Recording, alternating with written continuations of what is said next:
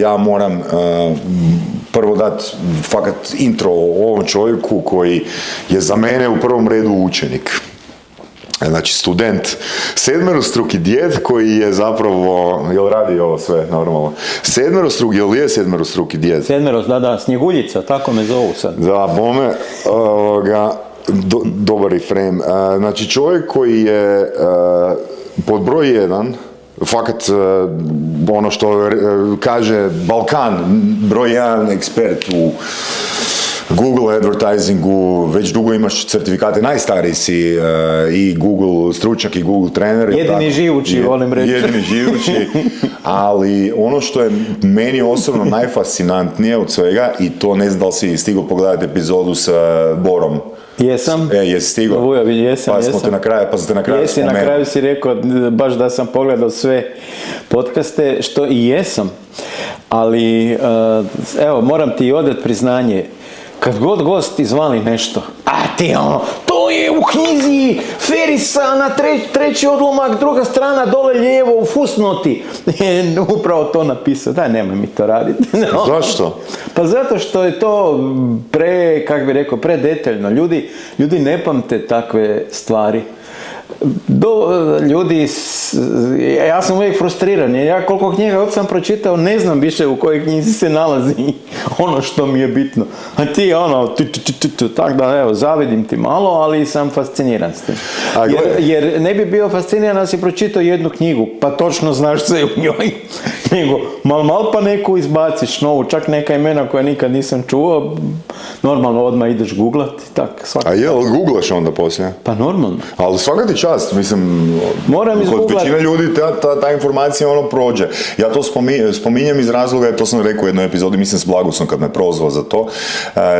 Ne želim koristiti znanje koje sam izvukao od nekog pametnog, a da ne dam toj osobi kredit. Znači, recimo, ja kad citiram tebe, ja ću reći Miroslav Varga ima taj stav, ili to sam naučio od Miroslava Varge, ja ću uvijek dati, trudit ću se, možda mi koji put pobjegne rečenica da se ne sjetim, ali rijetke su situacije, ja smatram da moraš dati kredit osobi koja je nešto došla do nekog teoretskog zaključka kroz debelo praktično iskustvo. Dobro, ajde, ja nisam toliko opterećen s tim, jer smatram da ako si nešto javno podijelio, a ja uglavnom sve što znam ili napišem na blog ili održim predavanje ili odem na konferenciju, podijelim javno sve što znam. Čim si podijelio javno, ti više nemaš tapiju, nemaš zemljišno-knjižni list, nemaš vlasništvo nad tim, ali ja to ni ne želim. Pa ja želim da ljudi saznaju na kraju krajeva što sam ja krivo napravio ili dobro napravio, jer to svima diže razinu, uspješnosti. Jer, a ti dođe poduzetnik i ima problem i ti ga ne znaš riješiti, a čuo si od mene ili bilo koga, nebitno, rješenje ili misliš da je rješenje, pa ideš isprobat, pa vidiš da je to super, pa to je dobro za mene. Ne moraš me citirati, moja djeca će imati gdje raditi ako taj poduzetnik bude trebao ljude. To je moj stav. S tim da razlika bi bila između mene možda i nekih drugih ljudi, je ja ću tom poduzetniku u tvom primjeru reći, slušaj, pala mi na pamet jedna ideja koju sam pročitao kod Varge na blogu. I ja mislim da ju trebamo pokušati isprobati, jer smatram, fakat ponovit ću ono ki sam rekao, a to je, znači ne možemo krasti materijale, moramo ljudima koji su stvorili neki model kroz XY godina svog praktičnog iskustva, moramo i dati neki kredit. Dobro, ja nisam... Ne da bi to itko zamjerio, nego ja sam srećan. Ja sam u drugoj možda industriji u kojoj se stvari mijenjaju, a skoro pa bi mogu reći dnevno. I ono što je, recimo, gledao sam, imam sve prezentacije koje sam ikad održao, imam na Google Drive-u, jer mi je jeftinije držati ih nego brisat, pa poslije, jebote, di je onaj slajd. Ne smije se ovdje psovati, jel da? Smije se. To je komunikacija. Da. Psovka ima ulogu povlačiti emotivni odgovor. Evo, sad ću ja citirati. Erik Schmidt iz Google-a je još, kad je bio direktor Google, rekao, nama je jeftinije da sve pohranjujemo, nego da plaćamo ljude da gledaju šta je bitno, šta nije, pa da brišu. Jer toliko toga ima, da nema smisla. Tako ja imam sve spremljeno i gledam što je bilo prije godinu dana, to nije upotrebljivo. Ne da nije upotrebljivo, to je čak opasno. Daj primjer, konkretno. Pa recimo, gledaj, Google ti je imao funkcije koje su se zvale, ne znam, average position. Znači, ti si znao na koje pozicije je tvoj oglas. Nakon puno vremena je konačno pojasnio ljudima da to nije average position, da kad imaš average position 1, ne znači da si prvi, nego si možda na 7. mjestu, ali je tvoj oglas bio jedini, pa je dobio average position 1, ali je možda bio skroz na dnu. I kad je to pojasnio, kad je ljudima konačno postalo jasno, onda je ukinuo više ne možeš to koristiti, ne možeš to raditi. To je jedan mali primjer od prije možda 5 godina. Toliko toga se promijeni na tjednoj bazi. Recimo, pogotovo sad kad je AI ušao u vrlo intenzivno, ljudi ne znaju, ali sve što je OpenAI napravio, je napravio na temelju Googlovih stvari. Google je patentirao, pokazao, dao, ali zašto nije bio Googleov problem? Google je u vrijeme kad je AI postao zanimljiv, pogotovo nakon onog Lee Sedol pobjede u igri Go, tada ljudi su onda pokazali veliko zanimanje za AI i Google je imao tada već spreman ChatGPT, nazovimo ga. Koji je to godina? Cca? 2019. 2017. je Lee Sedol, ali 2019. sve Google ima spremno, ali je stao. Zašto je stao? Zato što se prepao reputacijske štete. Jer se dogodilo Microsoftu, ako se sjećaš, Microsoft je izašao sa svojim modelom koji je nakon 5., 6. upita postao rasista, nacista, fašista, daj mi opiši klasičnog kriminalca, crnčuga, 2 metra iz, užas. I Google se prepao zbog reputacijske štete, nije izašao van, nego je objavio je sve radove i pustio je van da ljudi to koriste i OpenAI je to iskoristio. A OpenAI je bio start-up, baš ga briga, reputacijske štete kakve može imati, nikakve. Mi smo jučer krenuli... Moraš imati neku povijest da bi imao reputacijske štete. Tako da od Lee Sedol je bio u stvari prekretnica gdje su neki ljudi, ključni ljudi iz Googlea otišli jer su se prepali AI-a. Tu je recimo Mohamed Gawad, ako ga hoće neko izgooglat. On je imao projekt da želi usrećiti 1 milijardu ljudi. Kaže, i zgodne knjige je napisao. Kaže, ima osobne tragedije, nebitno, ali čovjek je vodio jako bitan segment u Googleu. On se prepao AI-a. Zašto se prepao AI-a? Gdje je u stvari problem sa AI-em? Današnji AI sve što zna zato što je uzeo nas, odnosno na našim primjerima izgenerirao informacije. Što znači na našim primjerima izgenerirao informacije? Na našim primjerima, na našim recimo statusima, na našim blogovima, na našim Wikipedia člancima, na onom što smo mi kao ljudi kreirali. On je učio, čitao, stvarao ne znanje, nego naprosto statistički model koja riječ sad najbolje statistički odgovara ove 3 riječi koje su bile, ili na ovaj upit najbolje, ajde još korak dalje. Jako puno se radilo na semantici rečenica. Znači, pokušalo se na 1000 načina istu stvar opisati da bi AI sustav shvatio semantiku, smisao rečenice. Kad je to Google shvatio, onda je napravio Google Translate na način da više ne prevodi riječ po riječ. Nekad je prevodio riječ po riječ, pa je bilo ja hodala, kiša padala, kišobran trebala, hitno tražila, Bože me sačuvaj. Danas Google Translate prevodi rečenicu sa bilo kog jezika na Googleov jezik. Google algoritam shvaća semantiku i traži najbližu semantiku na jeziku na koji želiš prevesti. To je sve naučeno od ljudi.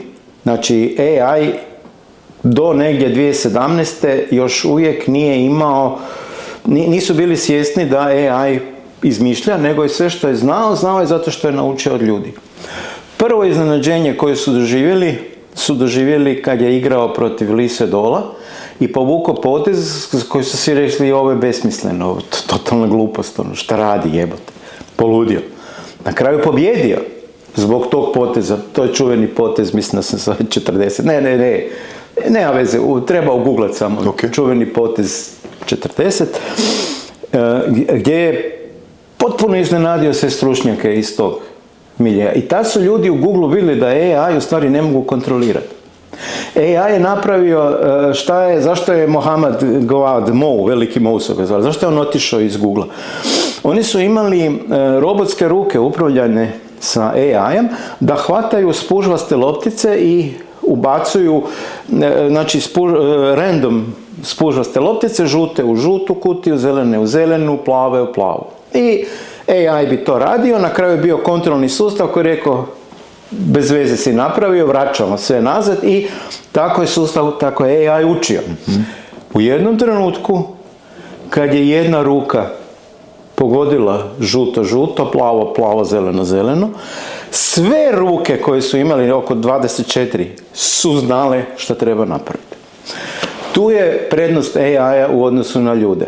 Mi imamo oko 80 milijardi neurona. To je naš mozak, do 100, kako koji autor. U tih 80 milijardi neurona postoji međusobna povezanost gdje svaki neuron ima barem 10, a neki i 100 sinapsi, veza nekakvih. Naš mozak ima ukupno, kako koji autor, od 10 do 100 trilijuna veza, poveznica. Sad, šta je sa AI-em? AI danas najsavršeniji, ima samo 1 trilijun. 1 trilijun veza, kad se sva računala u serverskoj stanici povežu, izanaliziraju taj deep learning sustav koji je Hinton sad dobio Nobelovu nagradu, koja je u stvari pod njegovim vodstvom napravljeno. Najsofisticiraniji AI sustav ima trilijun veza. Opet spominjem, čovjek ima 10 do 100 trilijuna veza u mozgu. Di je problem? Jedan AI sustav, kad je naučio, svi data centri su znali šta je naučio. Šta je meni problem? Saša Tenodi je pročitao 1000 knjiga. Zna citate iz fusnota. Zna navest autora šta je rekao. Ali da bi ja to naučio, sad Saša Tenodi mora potrošiti 30 godina da sjedne sa mnom i ajde sad, gle, ovo ti je bio Ferris, ovo ti je bio Rogan, ovo ti je...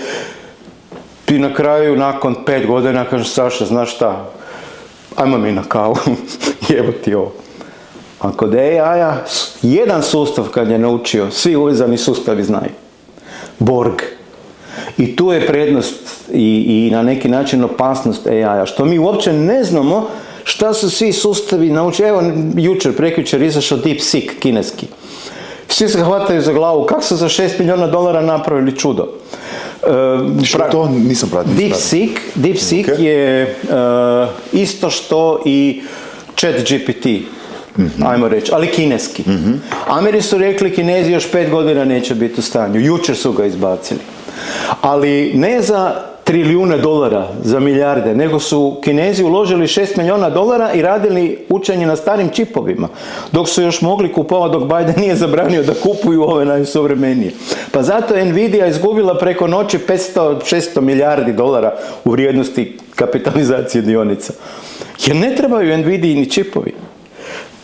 U američkim tvrtkama je postojalo uvjerenje, jedino Nvidia H100 čipovi mogu riješiti problem kvalitetnog učenja AI-a, brzog učenja i davanja pravih rezultata.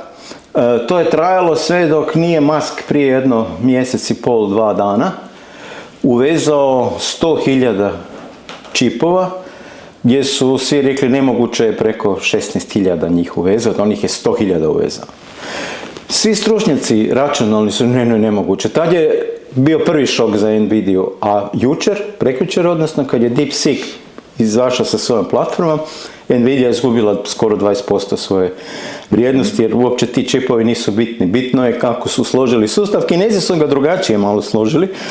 Naravno, tamo gdje imaš komunističku partiju, imaš i sasvim druga mjerila. Recimo, neće ti dati odgovor ako tražiš koliko je poginulo ljudi na Tiananmenu, onda ćeš dobiti u kineskom AI-u odgovor, pa od 1903. do danas, od kad imamo podatke, 4 osobe je poginulo, jedna od infarkta, jedna od sunčanice i bla bla bla kej.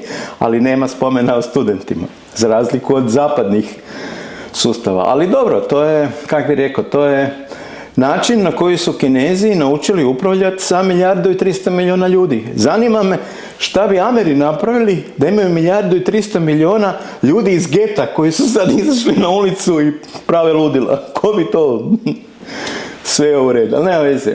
I tu je sad problem, tu je veliki problem onog što se događa u Google sustavu, tom Google oglašivačkom sustavu. Google uvodi sve više tog AI-a, ljudi koji se bave ovim poslom, i ja sam recimo jedan od tih ljudi, su, kak bi rekao, neću reći izgubljeni, nego šta je problem? To je crna kutija, garbage in, garbage out. Ti ne znaš koje podatke je uzeo i ne znaš kome je plasirao oglas i ne znaš da li je moglo bolje, jedino znaš na kraju bilo ili nije bilo prodaje. Znači ti si dao Google lovu i mjeriš je li bilo ili nije bilo prodaje, a sve između ne znaš. Te kampanje se A što se može događati između?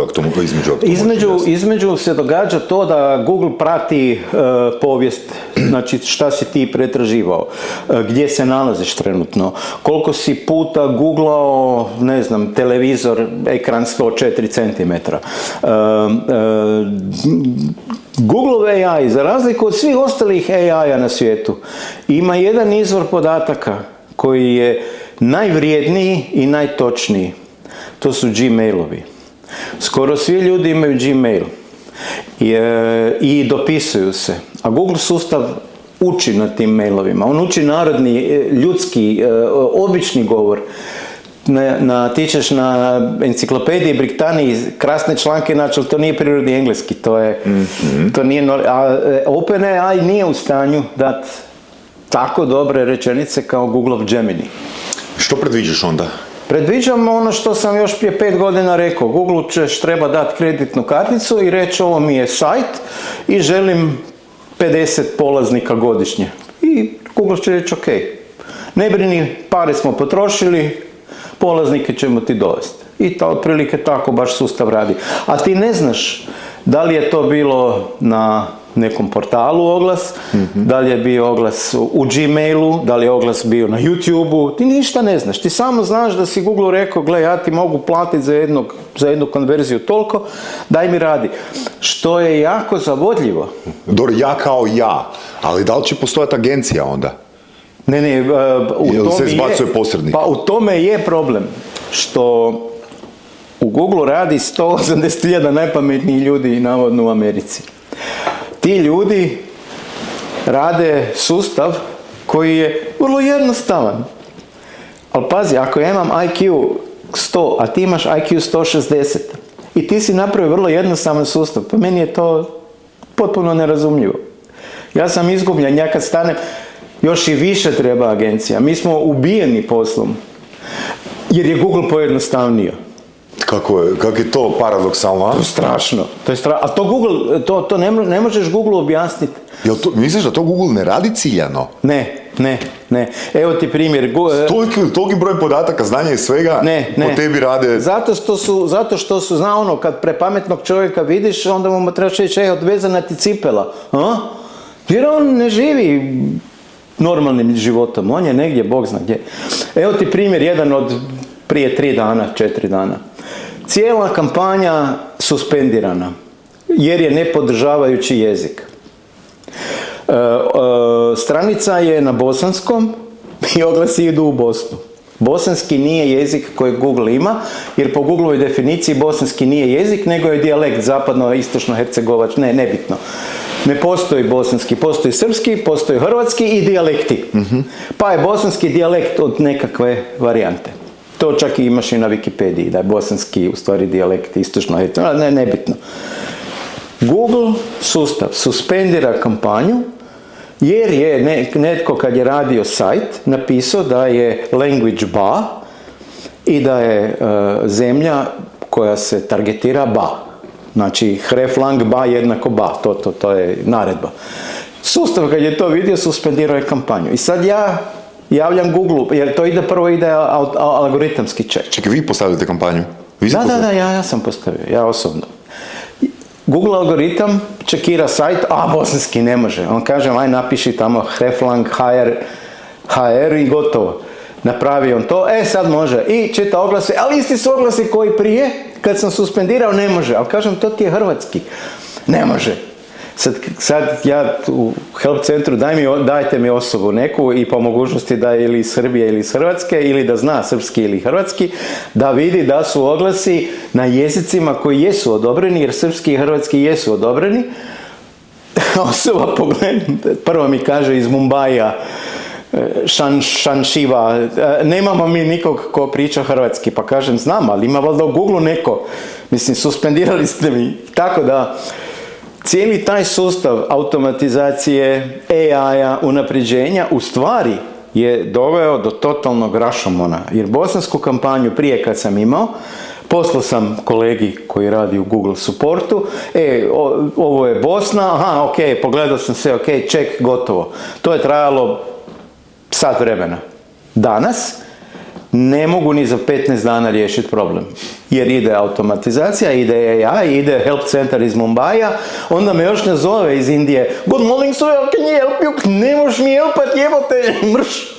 Piši mi mail i uvijek me zovu, onda sorry, imam slušni problem, aparat nije kod mene, daj, molim vas, jel bi mogli mail napisati? Jer i kad ih sve čujem, ja ih ništa ne razumijem. Akcent koji imaju Indijci, to je za plakat. Ne znam gdje su učili engleski, ali bolje da nisu. Tako da, evo, kažem ti, od sat vremena danas imam 15 dana problem i ide prema mjesec dana. Znači, usložnjava se sustav, jer šta je? AI je preuzeo toliko poslova i zadataka operativnih da je Google ljude ne trebaju nam. Da. A na kraju nema ko riješiti problem. A AI je u svojoj gluposti naprosto ostao u petlji da je, ne znam, mislim, koja razlika između hrvatskog i bosanskog, ja ne znam. Stvarno nisam niti filolog, niti lingvista, niti se bavim s tim. Ali znam da kod nas kažu idemo u trgovinu, a u Bosni kažu idemo u prodavnicu.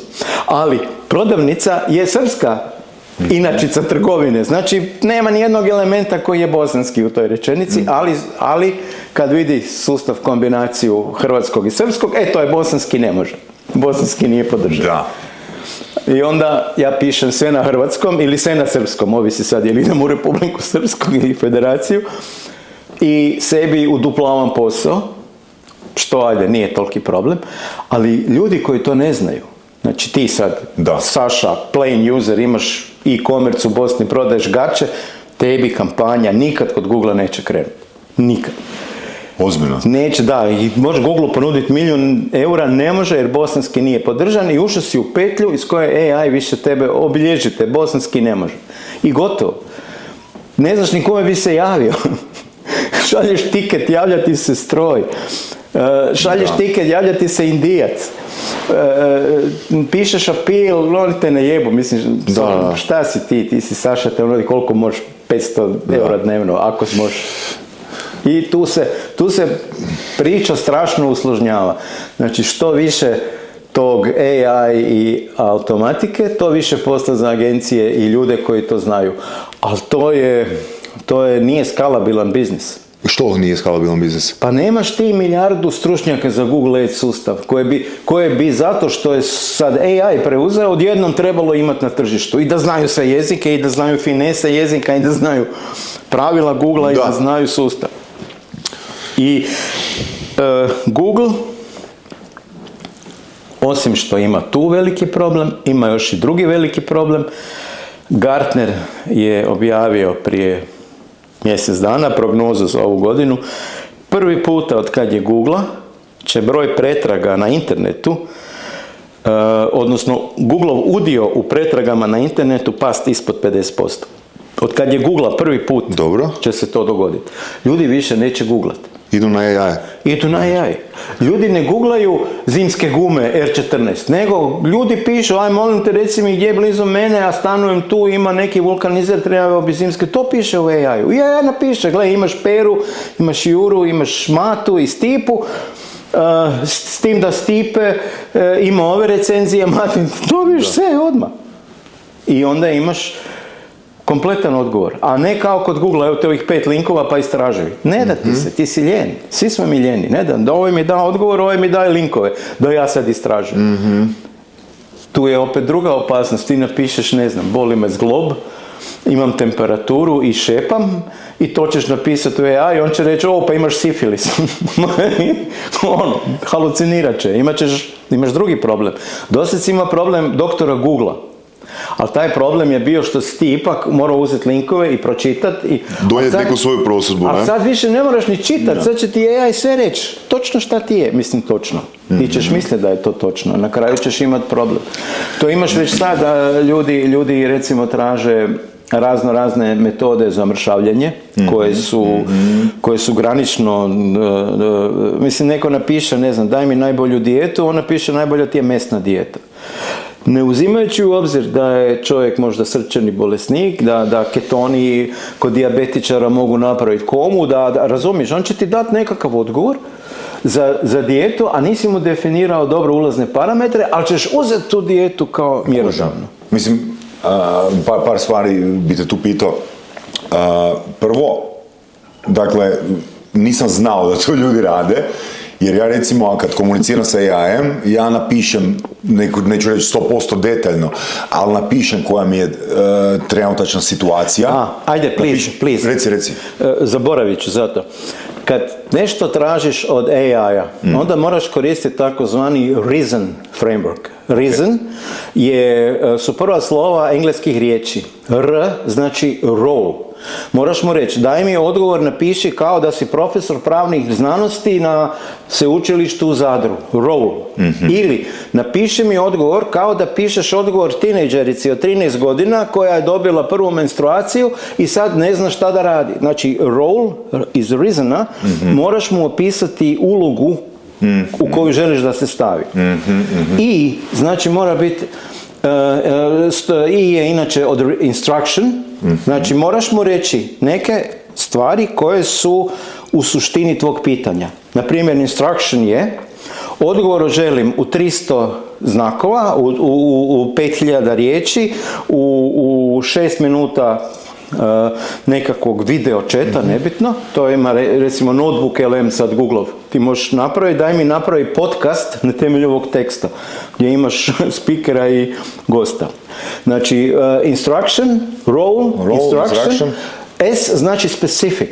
Znači, instruction je daj mi 3000 riječi, daj mi odgovor kao, pisao si kao profesor, ali daj mi odgovor specifičan za zagrebačko podneblje, nemoj da bude teško čitljivo, daj da to prosječni čitalac razumije, bla bla bla, toliko, i to je nekakav okvir u kojem ćeš dobiti odgovor. S znači specific. Specific znači, vrlo mi je bitno da naglasiš elemente pomorskog prava u tvom odgovoru. I ako ima neki problem vezan uz znači, ljudi googlaju reason framework za AI, sad da ne trošimo emisiju na ovu priču, ono što je ključ je da ti dobiješ odgovor to bolji što mu daš bolje pitanje. To je taj takozvani prompt inženjer. Ali da bi postavio dobro pitanje, najjednostavniji od svih modela je reason model. Ima ih još, ima derivata, ima svakog, ali ti moraš biti u stanju postaviti pitanje, a da bi bio dobar u pitanju, ti moraš nešto znati o onom što pitaš. I tu se vraćamo na početak. Ljudi sve manje uče, sve manje se informiraju, sve više se oslanjaju na AI, a onda ne znaju postaviti pitanje da dobe točan odgovor, nego dobe nekakve halucinacije i ne znaju kad su dobili odgovor koliko je taj odgovor dobar. Za njih. I to onda predstavlja opasnost. Sad mi se opet novo pitanje otvorilo, ali ću se vratiti na ono staro. Da li to znači da ako ja kažem Google-u želim 50 polaznika u grupi, da moram, i hoću to samostalno raditi bez agencije, da se ja moram educirati i postati prompt engineer? Na neki način. Da bi dobio od Google-a dobre i upotrebljive instrukcije, Ti moraš nešto znati o tome o čemu ga pitaš. I tu sad vraćamo onaj paradoks, što više je AI-a, više posla za nas. Eksplozija je za potrebom za naš... Ko onaj primjer koji si rekao u podcastu, šalteri i bankomati. Otprilike. Uvođenjem bankomata, od straha na kraju nastalo duplo više zaposlenih. To je problem, to je strašan problem. I mi dolazimo, osim što imamo problem sa AI-em kao takvim, mi imamo problem s tim što sami sebe ne poznamo. Kad kažeš mi, agencije ili mi kao ljudi? Mi kao ljudi. Recimo, samoupravljiva vozila. Super ideja, genijalno. Jedan od najstarijih filozofskih problema. Vidiš ovdje na prugi jednog radnika i ovdje vidiš 5 djece. I juri vlak. Kud ćeš skretnicu okrenuti? Da pogine ovaj jedan čovjek ili ovih 5 djece? Mi nemamo odgovor. Nema tu win-win situacije. To je lose-lose. I onda koji god odgovor daš, idem na ovog jednog jer tu je bar 5 ostalo, ali vidiš, taj jedan će sutra dobiti Nobelovu nagradu i riješit će glad u Africi, 1.200.000.000 ljudi će spasiti. A ovih 5 sutra će postati razbojnici i pobit će u školi svoje vršnjake za 3 dana. Onda jebi ga, onda pobi njih. I stalno imaš problem. A pazi, ti imaš samoupravljivo vozilo koje u roku nekoliko milisekundi mora odgovoriti na situaciju u kojoj je ispao na ulicu pješak i sad da li da spasi putnika, da li da zgazi pješaka, da li da se zaleti u izlog i ubio predavačicu. Kužiš, to su strašni problemi. Mi nemamo odgovore na ta pitanja, a želimo prepustiti AI-u da odgovori na to pitanje. Kaos. Još smo u totalnom ludilu. Evo još jedan primjer. Dali su AI-u, ChatGPT-u konkretno, zadatak da riješi problem capture. Znaš capture, kad ideš negdje, hoćeš na neki sajt, pa onda ja nisam robot, pa ono moraš capture. I onda su mu dali onih 9 sličica, znaš, 3. Okay. I rekli označi sve sličice sa autom, sa automobilom ili točkom, nebitno. I ChatGPT ne kuži sliku baš dobro, nije bio siguran, ali su mu dali pristup na TaskRabbit. TaskRabbit je jedan online servis gdje ti možeš postaviti pitanje koje ti netko može za džabe, neko za neke sitne novce, neko za velike novce odgovoriti. Znači ti postaviš pitanje na TaskRabbitu kao Reddit, ali malo kako bi rekao, više profi. I imao je pristup u TaskRabbit. I šta je napravio ChatGPT?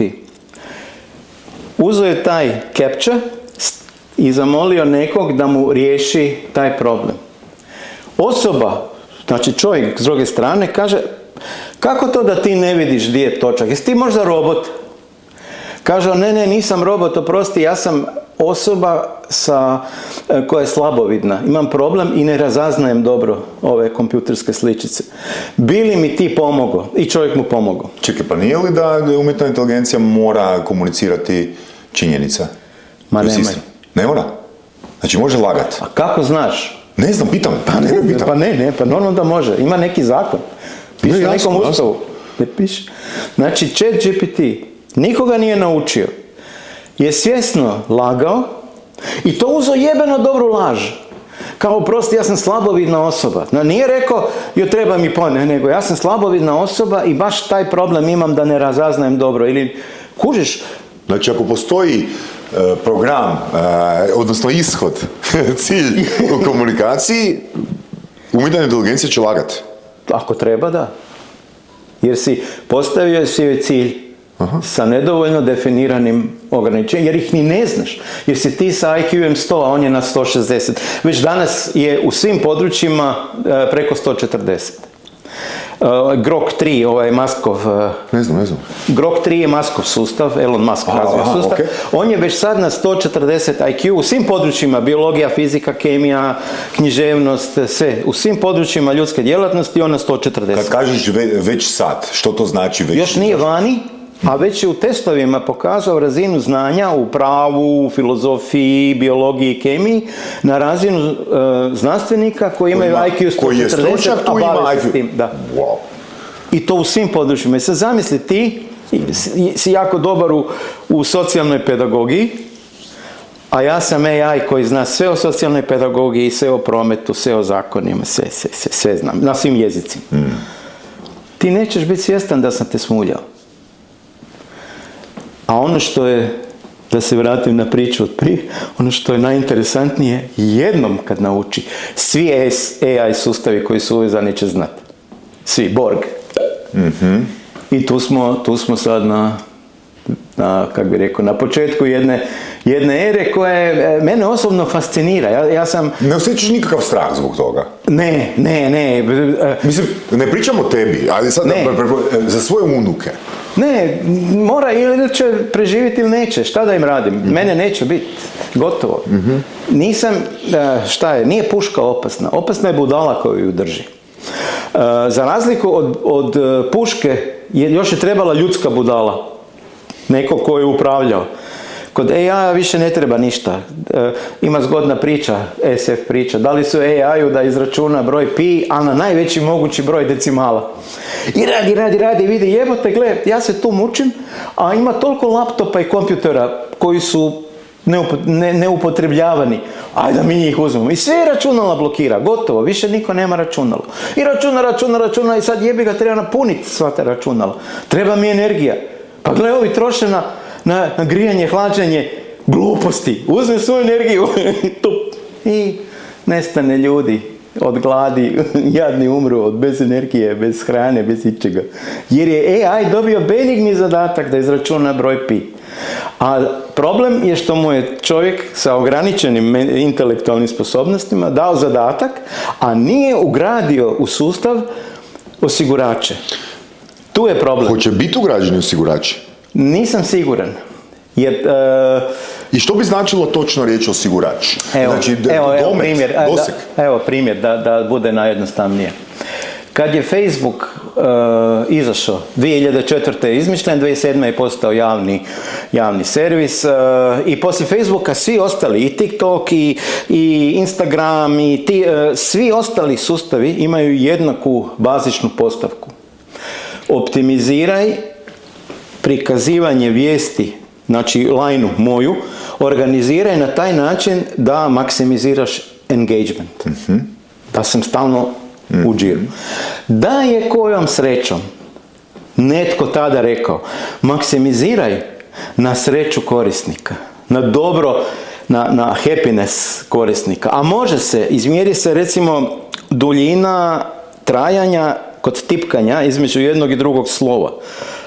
To ti je indikator da si ili ekscitiran ili miran. Dužina trajanja tipkanja između prvog i drugog slova? Vrijeme između tipkanja dva slova, da. Slova ili riječi?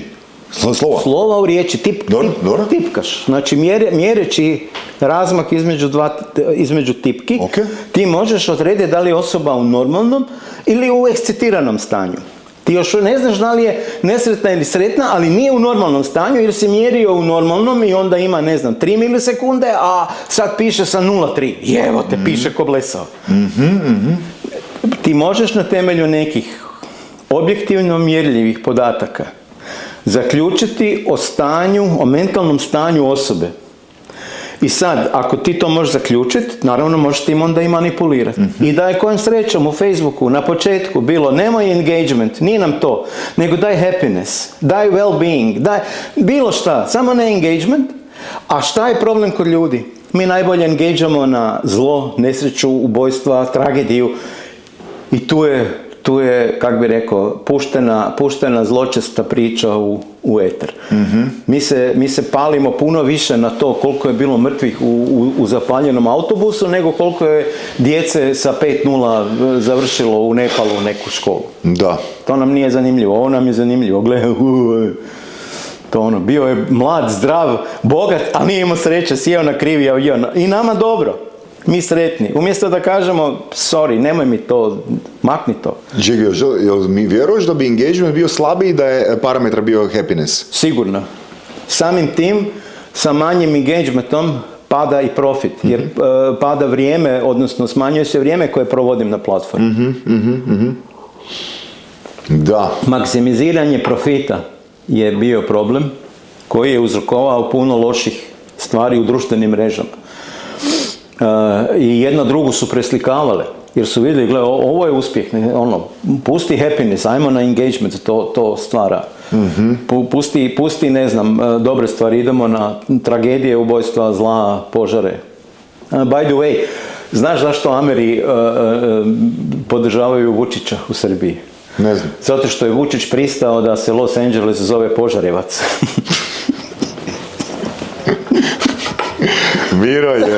Miro je čovjek koji može napraviti rapport, napraviti odnos stvarno sa ekstremno visoko obrazovanim ljudima, odnosno da skratim priču s ljudima svih, ne znam, društvenih slojeva, svakom se zna prilagoditi, vrhunski networker, ono što ljudi mogu vidjeti, vrhunski je pričalac i toliko je dobar predavač, ja sam pogledao njegove 2 ili 3 predavanja, različita predavanja, pa kad sam znao tvojim kolegama iz drugih firmi baciti neku provokaciju kao u smislu, bar ga je onak 2 koplja bolje od tebe, ne? Zločest, pa ja sam takav, znaš, onda bi... Sjećam se, mislim da mi je to Aleksandar Ašković je rekao. Kojot, on je super. Bacio sam mu neku provokaciju na tebe, a on je tu super odreagirao i rekao je, pa to mi je pohvala. Ako sam samo, ne znam, malo slabiji ili... Tako da, velim, divim se i tom znanju, divim se, otprilike znam otkud proizlazi to znanje. Proizlazi iz svakodnevnog učenja, jer ti si, recimo, neću reći, ljudi trebaju znati da je činjenica da si ti slušao ne samo Surove strasti, sve epizode, da slušaš sad ti moć komunikacije, nisam niti znao kad se nismo čuli, ali ti si poslušao, ja mislim, i od Ivana Minića, skoro sve epizode pojačalo ljudi, kad bi to sve zbrojali... I nominis. Znači, kad bi to sve zbrojali u sate, znači samo Surove strasti imaju preko... 368, sigurno. Imaju preko 600 sati plus lektire, imaju preko 650 sati.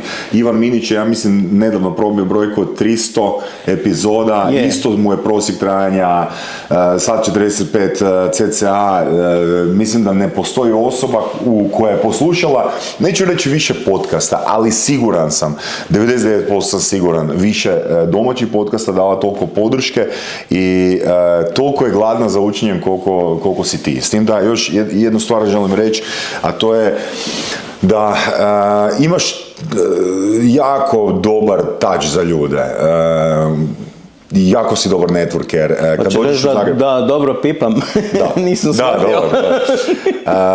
Uvijek kad si dolazio u Zagreb si rekao, javno si napisao di si, da ti se kolege mogu pridružiti. Znači imaš, po mojim kriterijima, super stav prema konkurenciji. Ne bojiš se konkurencije, voliš se, ne da se ne bojiš konkurencije, voliš se družiti s konkurencijom, čak i niti ne vidiš kao konkurente. Ne. Nikad ni nisam. I velim, ja sebi želim stvarno da, po tom kriteriju učenja stvarvarno budem kao ti, jer ti si meni stvarno tu uzorit. Hvala ti, sad smo ušli u ono što Macan zove uzajamno njegovanja statusa dive. Da. Kože joj Saša, koliko si ti knjiga pročitao, joj Miro, koliko si ti podcasta poslušao, joj. A vi si pročitao, si ti knjiga samo... Ne, znaš šta je problem s knjigama? Kako idu godine, tako će se svima desiti da slabije vide. A kako slabije vidim, moram imati naočale.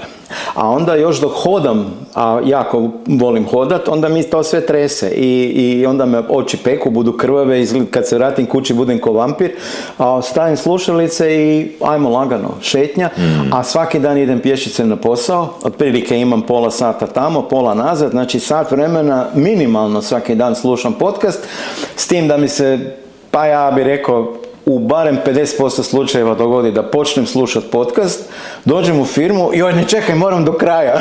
I onda ga odslušam sat vremena ili sat i po koliko traje i nazad krenem drugi koji isto kod kuće onda završim. Tako da u prometu, u autu ne možeš tako koncentrirano slušati. Možeš slušati podcast, tamo neko nešto zvrni da ljudi slušaju radio, ali to nije to. Ovako kad ja idem kroz šumu, pješice, sam, na posao, nema nikog, nema medvjeda, nema vukova, možda koji jelen iskoči.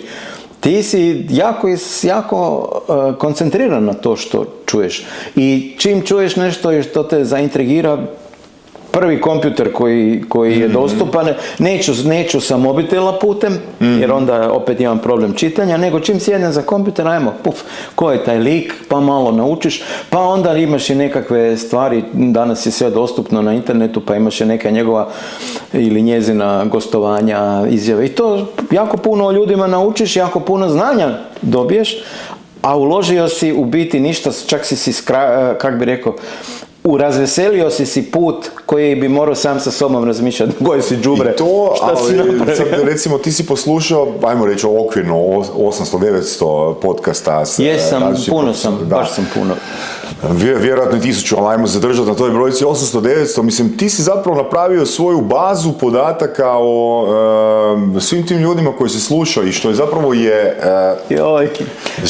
što je zapravo ono u skladu sa tvojim identitetom, jer ti jesi networker, voliš ljude, voliš se družiti s ljudima, voliš izmjenjivati iskustva i imaš uvijek conversation starter, gdje god da se nalaziš, na kojoj god konferenciji se nalaziš. I onda mi kaže da nisi dobar gost za moć komunikacije.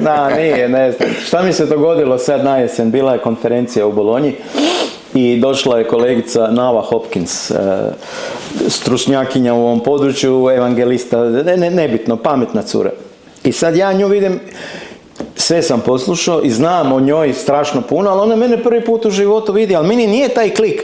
Alo, ja Nava, što mi drago, pa ti, ko da si mi sestra, sve znam. Ona gleda malo, hoće sad biti, ne znam šta će biti. I onda, sorry, žao mi je, malo sam, uzbuđen sam jer sam baš htio da se upoznamo. Sve sam podcaste poslušao, jako mi se sviđa to što radite, cijenim sve i nemojte zamjeriti, ja sam i onako prestar pa sam bezopasan. Tako da, ajde, nekako je progutala, ali zna to biti i tricky, nije to baš kikiriki. Slažem se. Mislim, dobro, to je sad stvar pristupa, ali velim... Pa zaboraviš se, znaš, kad poslušaš nekome 5 puta gostovanje, pa taj ti je kod da član familije, a u stvari te nikad čovjek vidio nije. Znaš, meni je to bilo, znači kad smo se sreli u Banja Luci na konverziji, prije par godina, pa kad sam hodao gore od prizemlja do prvog kata, imao sam samo akreditaciju, mislim da je to bilo u kazalištu, imao sam samo akreditaciju i sad hodam i pričam s nekim, znaš, i 3-4 ljudi se počelo kretati i onak imalo odgovor, sad ćete nuditi tu, Da. Jer zapravo nisam razmišljao da mene itko zna, ali ljudi nisu znali kako ja izgledam, ali su znali, bio im je poznat glas. Puno ljudi ti zna, evo, neki dan sam slušao Dalibor Šumiga, jako super. On mene baš ne voli, ali ja njega volim. I pratim sve što on priča, baš je dobar. Kaže, neki dan vozim se u autu i trube mi neki bosanska registracija, jesi ti onaj sa TikToka? Da, je. Ni ne znaš ko te prati, ko te sluša, ko te gleda, zašto te gleda. To je, ne znam, meni je to okej, ali... Ali hoću reći, meni nije smetao taj entuzijazam, meni je to bilo, čekaj, fakat se ovo događa, znaš? Da, je, ali pazi, sad pogledaj koliko si ti vremena u stvari uložio, nisi fizički išao po konferencijama toliko, ali si ti sa svojim podcastom praktički svakom ušao u firmu, ako je htio. A normalno da je htio, pogotovo ako mu je direktor bio gost ili ne znam, ili konkurencija. Pa normalno ako se bavim nekretninama i Boro je bio, pa moram sve slušati što je Boro rekao, jer Boro, ako ništa drugo, zna nešto o tom poslu. Tako da mislim da je podcast možda drugi najbolji način za ući u sferu biznisa među raju. A koji je treći najbolji način? Predavanja. Prvo konferencija. Konferencija? Konferencija sa fizičkim networkingom. Ne konferencija da dođeš, ispričaš i odeš na avion nazad. To nemoj ni doći, to si izgubio vrijeme. To rade ovi koji uzmu $50,000 za gostovanje ili 300,000 ili to su takvi likovi. To mene zanima, to nije, jer... A gle, sve ima smisla i nema smisla. Ako ti možeš staviti klijenta na paušal, on ti se isplatio za networkat. Ne slažem se, kak bi rekao, ne slažem se s tim ponašanjem. Smatram da je to podcjenjivački. Pa da si uzeo koliko god novaca, red je da se networkaš s tim ljudima. Jer to je pristojno, to je ljudski, to je normalno. Nije normalno doći, obrisati se i šiš nazad. To ne volim i to mislim da nije dobro. Evo recimo, jedan od najvećih stručnjaka u području Analyticsa, kad je došao prvi put na konferenciju koju sam ja slušao, organizator konferencije, dragi jedan moj prijatelj, Superweek je konferencija, inače najbolja sigurno u Europi za Google Analytics, on je prodao obiteljsku vikendicu da bi platio njegovo gostovanje. $50,000. To je dve i ne znam koje. Ali ta Avinaš, tako se zove, Aniš Kaušik, kad je došao, on je bio 5 dana s ljudima non stop. Imao i 45 minuta predavanje, jedan dan. A on 5 dana sjedio, odgovarao na pitanja. Vrlo strpljivo, to je po meni pristup kakav trebaš imati. I ja nakon toga o Avinašu samo mislim još bolje. A sreo sam i ljude koji su došli sa veliki honorar, ispričali, obrisali se, popili i izu na avion letim. Pa da si Nobelovac, sorry. Nisi moj džir. Jer to što si ti rekao, to ću ja naći na YouTube-u, možda ne za sat vremena predavanja, nego možda 5 sati od nekih, ali to ću naći. To nisi mi trebao zato, jer ti, ako si došao, ti mi trebaš zbog networkinga. Ja ću ti reći nekak kak ja vidim posljednjih 15 godina. Ja se sjećam tvojeg prvog predavanja kojeg sam gledao uživo, to je bilo 2010. godine u bivšem Hipocentru. Web strategija, da. Pozdrav Hrvoju Hladniku, svaka čast. I sjećam se tog predavanja koje nije bilo dinamično. Ti si se sebe isto kao prezenter transformirao. Ok, možda je i setup bio takav da je bila govornica, pa nije bilo kretanja koga ima danas. Nije bilo bilo je školski setup postavljen, ali unatoč tome što nije tvoje predavanje bilo toliko dinamično kakvo sam vidio sad nedavno, pred par godina, znao si i tad, i vjerojatno puno prije, osvojiti publiku. Znači, pronaći emociju kojom ćeš dotaknuti publiku, ne one koji su te pratili, nego i one, i bio si broj 1 predavač, ako se sjećam, na toj konferenciji. Ono što ja mislim da je ključ i bit, kod svake prezentacije mislim da je 80% stil, a 20% sadržaj. Znači, tvoj scenski nastup, tvoja dikcija, tvoje ne znam, sve to je važnije nego sam sadržaj. Ali ako još je dobar sadržaj, onda to ljudi prepoznaju. A ja nikad nisam držao predavanje, a da nisam pričao nešto što sam u praksi napravio. I nazvao bi to autentičnost. Tu ne trebaš zamuckivati. Nemam problem šta sad, evo to sam napravio, tu sam zeznuo, ovako sam popravio i ispalo. Wow! Ništa, kak bi rekao, ništa iz YouTube filmova drugih ili blog članaka drugih. Ako je drugi neko napisao nešto wow, onda sam ja to uzeo i istestirao i onda sam pričao svoj case. I nisi dao kredit? Jesam, pa evo, bilo je, nemam problema dati kredit, imam problema sjetiti se ko je bio. Ali dobro, o tom godine radi svoje. Nije mi problem dati kredit, ali ono što ne volim kad ljudi dođu na binu i onda pričaju tuđa iskustva. Znači nisu to prošli, ali si uzimaju pravo i postavljaju se kao autoritet u području za kojeg ni ne znaju outcome, ni ništa ne znaju, nego reproduciraju nešto, slušao 3 YouTube filma i već je life coach, pa nemoj mi to raditi. Sad kad si to spomenuo, ko da mi je zazvonilo da si ti pokazao YouTube video na to predavanje. Denisa, onoga kojeg je bolio zub, koji je bio na fiksan sa ovim. Da, s nečim protiv bolova. Ali je to dalo najsnažniji respons. Jako dobar si video, bio je friški. Da, ali je taj video bio sastavni dio mog predavanja. Jer je predavanje bilo o tome kako uhvatiti pažnju i da zato ne trebaju biti ne znam kakvi produkcijsko-tehnički uvjeti, da to može biti dijete u autu. I naravno da se ta priča jako dobro uklapa onda kako bih rekao, u to predavanje. To nije bilo nekako iskakivanje, sad ću ja vam pokazati kako treba raditi film. Ne, nego gledajte, vjerujte mi, možete, imali smo iskustva, bla, a ako još treba dodati šlag na tortu, evo vam trešnjica na šlagu, takav video. I uvijek volim ako ima neki video, pokazati i staviti link i volim to, jer šta sam na sebi ja vidio, ali vidim da kod drugih ljudi to isto. Puno lakše mi je pogledati video nego pročitati neku knjigu ili pročitati neki blog post. Ja sad uzmem, od kad je notebook LM izašao Google, ja uzmem blog post i stavim ga u notebook i daj mi podcast od toga.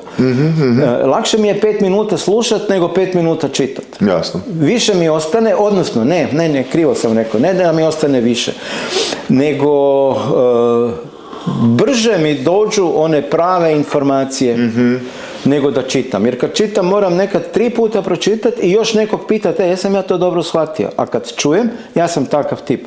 Kad čujem, znam, ako ništa drugo, u kom smjeru ću ići dalje tražiti.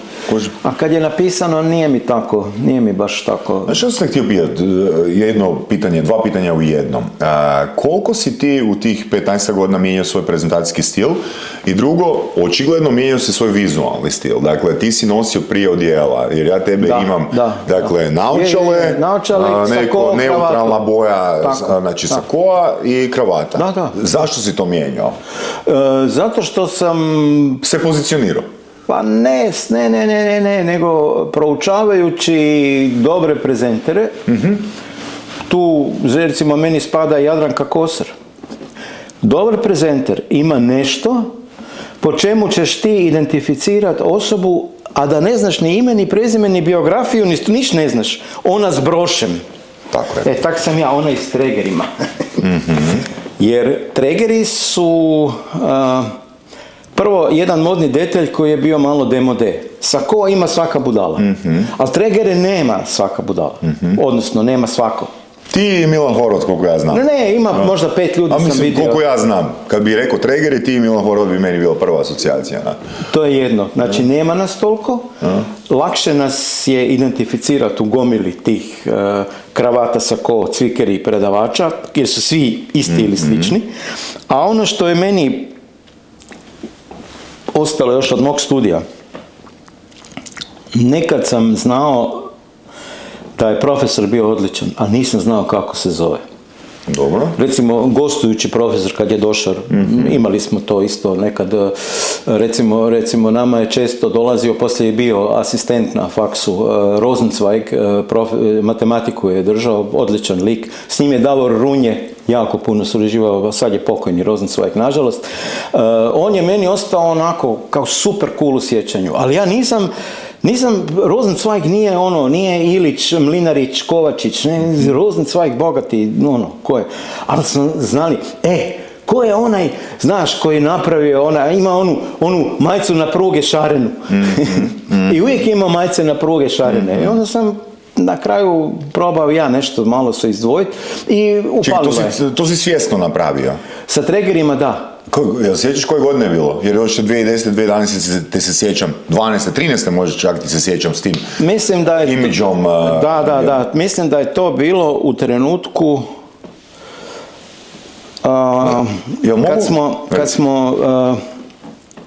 mislim da je to bilo kad smo prestali raditi sa jednom hrvatskom državnom, sa jednom tvrtkom u hrvatskom državnom vlasništvu, koju neću imenovati, a bavi se zračnim prijevozom. Jer oni su imali ne znam koliki broj lektora u firmi i mi smo slali oglase lektorima na odobrenje. I svaki put kad bi mi poslali aviokarte, oni su iskrižali zrakoplovne karte. I mi kažemo, ljudi jebote, pa niko ne googla zrakoplovne karte. Ako i dobije poruku, ne zna šta je to, je li to helikopter, je li to balon, je li to jedrilica, šta je zrakoplov na kraju. A za to vrijeme aviokarte na svakoj šupi, svaka rupa, svaki rubnjak ispisan aviokarte i naravno u to vrijeme, mislim da je ogroman postotak njihovih karata prodavao stvari aviokarte. Ulix, ne? Da, nebitno. Nećemo imenovati nikog. Mislim, znali su ti ljudi u komercijali da je to glupost, ali jebi ga, lektor je lektor. I sad, ako nemaš iza sebe državni proračun, ne zajebavaj se s lektorima. Ako imaš, on ćemo poštivati. Tako je rekao predsjednik, tako je rekao lektor i udri. Kad smo prestali s njima raditi, onda sam prestao, kak bi rekao, furat taj korporativni dress code, nego ono, ma ko vas jebe. Sve. Neće mene niko s lektorima zajebavati, otprilike. I to je bilo, znači, negdje možda 16. 17. Ne znam, nebitno. Mislim, bitno je zbog prezentacije, bitno je ono zbog... Ima još jedan detalj. Nikad nisam bio toliko opušten u sakovu kao što sam s tregerima. I u predavanju. Jer onaj, kad si u sakovu, ti već moraš biti na neki način i stručni, i ljudski, i svakakav... Udaljeniji, možda. Da, moraš se na neki način, ja to ne volim, ja volim s ljudima, evo, gledaj, ovaj s tregerima, što sere bez veze. I to mi je baš bilo... Da, ja sam ti imao tu situaciju sad zadnjih 1.5, skoro 2 godine, gdje mogu upoznat nekog, to mi se nikad prije nije događalo, i ne prepoznam tu osobu, samo da nek se kontekst promijeni. Tipa, vidio sam osobu u predavoni, dođem u lift, ali onda bio sam jako ljut na sebe, kak je moguće da mi se to događa. Ali jer sam, ja stvarno sam svog polaznika. Saša, ja sam izludio i prestao sam se više sekirati. Znam osobu.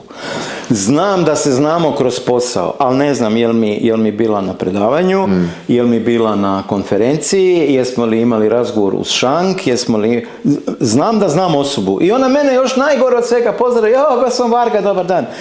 Uzo bi pištolj, ljubio bi se, ali nakon 5000 takvih, više se ne sekira. Znaš, i mene to, manje me sekira nego tad, ali mi je bilo pitanje kako se to meni dogodilo, kako se to meni događa. Događa se svakome jer je naprosto information overload, da. Nemaš ih više kod ali ima nekoliko razloga, moja analiza, ne moram biti u pravu. Znači, prvo, ti kad uzmeš u obzir da sam samo u zadnjih 4 mjeseca, mislim da 130-150 plus različitih ljudi držao radionice, ne predavanja, radionice, gdje sam zapamtio sva njihova imena i vjerojatno ih, većinu njih obrisao. Drugo, i tu još stavi evente i konferencije, znači njih bi stavio zajedno. I treće, to mi je zadnji zaključak neki. Ljudi se jako uniformirano oblače. I to, da. Dakle, ja pokušavam, znači moj sistem za zapamćivanje koji nije dokazan da funkcionira je daj traži jedan detalj na odjeći koju osoba ima, baš to, tregeri, znači da probam povezati ime i taj detalj, jer frizure, više mi ne znači da neko čelav nije ovakav, što na tebi ima, što odskače, ne treba to biti cilindar, znaš, ili ne znam što, ali daj mi samo jedan detalj, daj prestani nositi tak obične stvari, ne zbog toga jer si modno osviješten, nego zato da te ljudi s kojima komuniciraš, da te lakše po nekom detalju taj broš zapamte. Ja recimo pamtim egzotična imena. A kako nisi zapamtio ovog profesora s faksa? Gergen, kak se zove? Rosenzweig. Nisam, zato što je to prezime. Nije ime je obično bilo. Ali imena, kad je ime neko neobično, to zapamtim i to mi ostane. Ja na predavanju u kratkoročnom memoru svakog stavim. Znam kad se predstavi ujutro, znam cijeli dan kak se zove. Sutra dan već nisam siguran, za mjesec dana znam samo da se znam od nekog. Ne mogu. I drago mi je kad sam čuo, mislim da si to rekao sa Borom, da ti se nekad dogodi da dođeš, da držiš predavanje grupi i misliš si jebote, jesam im rekao ili im nisam rekao, jer sam to onima rekao. To je... Ne, ali to je bilo kod Bičanića prije 5-6 godina, gdje je lik napravio koncept, imaš 3 grupe po 20 ljudi i 3 predavača. I sad oni se rotiraju kruga, ti ponavljaš isto predavanje. Prvo je bilo super, drugo, već sam se počeo, treće, čekaj, kaj sam rekao ovima? Mislim, bilo je zanimljivo iskustvo, ali čekaj, di sam kaj rekao? Ne mogu više, zato sam strašno smanjio, a s nekima sam potpuno i prestao raditi predavanja, smanjio broj predavanja, jer ono što ja želim je da svaki polaznik dobije moj vrh Ne vrhunsko predavanje, nego ono što ja najviše mogu dati. A kad se toga zareda, znao sam ja po 2-3 predavanja u 2-3 dana, ja sam služen već. I to nije dobro. I pošto nije dobro i ja nisam zadovoljan s tim, ja to više neću raditi. I gotovo. Ti si, baš, spomenuo si reći autentičan, ja bih rekao da fakat jesi autentičan i gledao sam tvoje predavanje i predavanja i vidio sam tvoju emociju s kojom prilaziš i mislim da sam čak negdje ulovio da si rekao da ne ponavljaš identično predavanje, nikad. Da ne repliciraš. Nikad. Nisam u životu održao 2 ista predavanja. Neću reći da su svi slajdovi novi. Neću reći da su svaki put sve priče potpuno nove, ali u životu nisam 2 ista predavanja održao. Zato što radim, na svakom predavanju naučim kako bi sljedeće moglo biti bolje. Šta izbaciti, gdje su malo klonuli, gdje nisu pratili, i to ide odmah van. I zato svaki put radim iteraciju i svako je novo predavanje drugačije. Ali da bi to radio, imao sam situacija gdje sam imao recimo u 3 tjedna 4 predavanja. Nijedno od ta 4 nije bilo isto. Čekaj, to kaže da je puno ili malo? To je meni previše. To je u 3 tjedna 4 predavanja? Da. Istih predavanja, isti sadržaj? Ista tema, nije isti sad, ista tema, o istoj stvari. Meni je to previše, ja sam, kak bi rekao, ja sam deda. Ja sam baš vidio ko mašinu za predavanje. Ne, makršta, ne mogu i neću. Znaš, još jedan primjer da mi ne promakne, a ide u skladu s tim triggerima, jer mislim da je to fakat bitna tema i to odjevanje. Ne da je odjevanje mora biti lijepo, nego mora biti triggeri ili broš, neki detalj koji je pamtljiv. Sad ću se opet naljutiti na mene jer ću se referirati na knjigu. John Janš, američki jedan marketer. Knjiga se zove Referral Engine. U biti knjiga je, ja sam ti bio ogroman fan sustava preporuka i istraživanja koji je maksimalni doseg sustava preporuka i 3 ili 4 godine sam živio isključivo na sustavu preporuka jer toliko sam odlučio duboko tiču to. I jedna od knjiga na temu izgradnje referral sistema je bila njegova, Referral Engine. U samom uvodu te knjige postoji fascinantna priča o čovjeku koji je, shvativši da može generirati svoje leadove, potencijalne klijente, usput primijenio jedan obrazac, ukratko ću ga ispričati. Čovjek se bavio prodajom nekih osiguranja, totalno je nebitan sadržaj i došao je na neki seminar. Seminar nije bio ciljani za određenu populaciju, ajmo reći da je bio neki komunikacijski, nebitno. S obzirom da u Americi seminari nisu tipa 10-15 ljudi, nego su 2000. Da, svi su dobili naljepnice.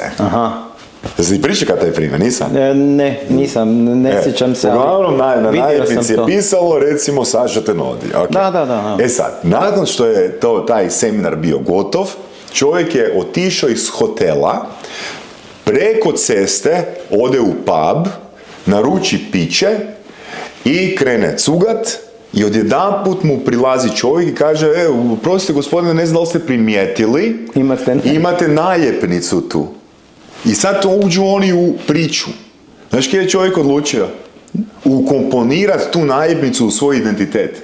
Više nikad nije izašao iz kuće, a da nije imao tu naljepnicu. I kaže takav predivan lead gen za 1 na 1 networking. I god da se pojavi, pristupa mi osoba. Znaš što sam ja imao 2018. godine kad smo se upoznali na podcastanju, ako se sjećaš?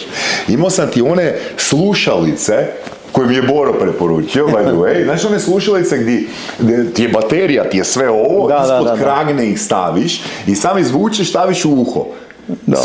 Super alat za podcastere, znaš, jedan baterija jako dugo traje. I meni je bilo nevjerojatno to, da gdje god sam se pojavio, znači to je bio conversation starter, to je bio razlog ljudima da dođu do mene i upoznaju se sa mnom. Hoću reći, jedan bilo kakav detalj koji će samo privući ljude u komunikaciju. To je, Saša, drugi razlog zbog kojeg sam skinuo sako. Jer kad imaš sako, ljudi imaju odmak. A kad si ovakav, ljudi se tebe ne boje. Ljudi dolaze, prilaze, jesi za cugu. Miro, sunce, tebe se pa recimo, da nosiš sako, ali s druge strane, to bi bio potez. Da, vemo, sunce, sad si me, izbacio si me, sakta skroz.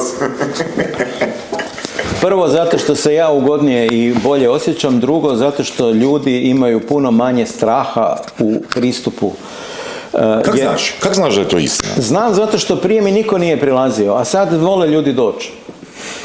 Vole, pitaju, još da imam sako i u ovim godinama, pa svi bi samo onako smješkali se iz daljine. Eventualno naručili cugu za moj stol i to bi bilo to. Znaš kaj je super kod opće pričanja o prezentaciji i komunikaciji? To što postoji 100 načina da se postigne i uvjerenja da se postigne jedan te isti ishod. Ne? Pa, recimo, vidiš, ti ćeš reći to, a Boro će recimo reći rečenicu s udjelom nikad ne možeš fulat. Ne, Boro radi drugi posao. Je, ali baš generalizacija da nikad ne možeš fulat. I tekak možeš fulat.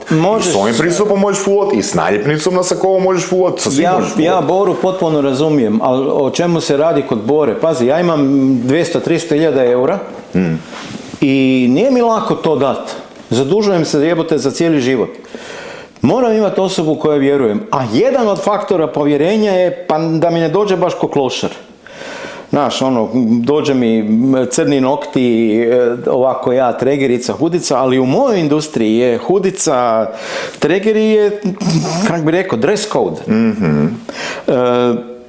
Još nešto što radim, a recimo što prije nisam radio, nakon predavanja idem, ali baš kod svakoga. Šta vam je danas bilo najinteresantnije? Kad je više predavanja ili kad je samo tvoje? Ne, kad je ili na konferenciji ili može biti više, znači, ali kad sam ja imao neko predavanje, uvijek priđem ljudima, ako stignem svi, ako ne, onda barem onih nekoliko koje sam škicnio sa stage-a, da su nešto pisali, onda uvijek ih pitam šta je bilo najzanimljivije, šta vam se nije svidjelo, šta vam je ostalo u sjećanju, šta ćete sutra ujutro kad dođete u firmu primijeniti. To su mi to mi je, kako bi rekao, to mi je najjači feedback na temelju kojeg ja onda doradim ako treba predavanje, pa nešto izbacim, što niko nije... I svaki put to radiš? Svaki put, na svakoj konferenciji, na svakom predavanju, pogotovo na predavanju, jer su manje grupe, pa onda stignem.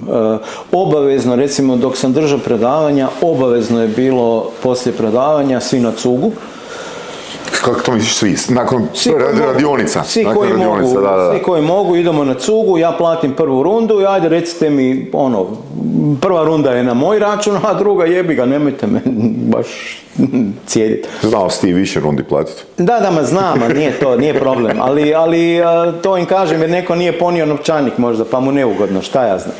Onda, i šta sam naučio? Najbolja pitanja, najotvorenija komunikacija, razgovor se događa poslije predavanja u neformalnoj atmosferi. Dok su ljudi pred drugima, boje se da ne ispadnu glupi, a di ću ja sad to pitat, a to svi valjda već i znaju, bla bla, 1000 razloga nađe da ne pita. A ovako, ja bi vas nešto pitao, nisam htio gore, obično to tako krene. I onda to bude pitanje, pa što mi niste rekli, to baš sigurno sve zanima. Baš ne onako. Kako znaš da ti ljudi govore istinu, u smislu, pogotovo kad ih pitaš... Ne znam. I kako znaš koji feedback trebaš slušati? Saša, ne znam, ali znam sljedeće. Ako mi je dobro sjela primjedba i pitanje, sigurno ide u moje predavanje. Što ne znači da je, možda me slago, ne znam, ali ako je meni sjelo i ako sam i ja, jer, pazi, ja sam bio na tom predavanju, ja sam vidio lica, ja sam vidio oči, ja sam vidio ko ide, ko ne ide po mobitelu. Ne mora meni neko sa strane reći dosadno je, a vidiš da svi na predavanju scrollaju. Nešto ne valja. Stani, napravi pauzu, nešto promijeni. Što mi se nije mi se dogodilo baš.